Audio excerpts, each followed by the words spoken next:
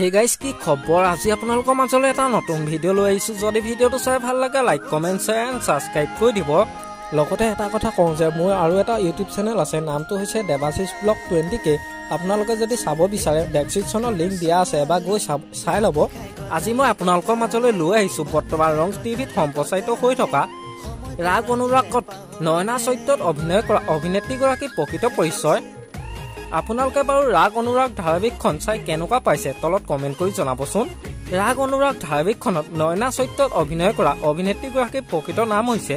জিয়া শৰ্মাৰ ঘৰ হৈছে নলবাৰীত বৰ্তমান তেওঁ গুৱাহাটীত থাকে জিয়া শৰ্মাৰ জন্ম হৈছিল 26 মাৰ্চ তাৰিখে জিয়া শৰ্মা শিক্ষাগত অৰ্হতাৰ বিষয়ে ক'বলৈ গ'লে তেওঁ শিক্ষাগত অৰ্হতা হৈছে তেওঁ HSLC পাছ কৰিছে আনন্দ বিদ্যা নিকেতন নলবাৰীৰ পৰা আৰু HS পাছ কৰিছে আৰিয়াভাট জুনিয়ৰ সায়েন্স কলেজ গুৱাহাটীৰ পৰা আৰু গুৱাহাটীৰ পৰা ইঞ্জিনিয়াৰিং কৰিছিল জিয়া শৰ্মা পৰিয়ালৰ কথা ক'বলৈ গ'লে তেওঁ পৰিয়ালত বৰ্তমান মাক আৰু দুগৰাকী বায়েক আছে তেওঁ দেউতাকৰ বৰ্তমান মৃত্যু হৈছে তেওঁ দেউতাকৰ নাম হৈছে স্বৰ্গীয় গণেশ শৰ্মা আৰু মাকৰ নাম হৈছে জোনাকী শৰ্মা জিয়া শৰ্মা বৰ্তমান বিবাহিত তেওঁ স্বামী ঘৰত আছে শাহু শহু আৰু স্বামী তেওঁ স্বামীজনৰ নাম হৈছে মণিকুট বুঢ়াগোহাঁই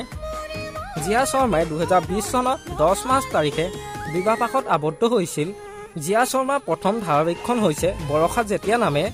তাৰ পাছত তেওঁ অনুৰাগিনী নামৰ এখন ধাৰাবাহিকতো অভিনয় কৰিছিল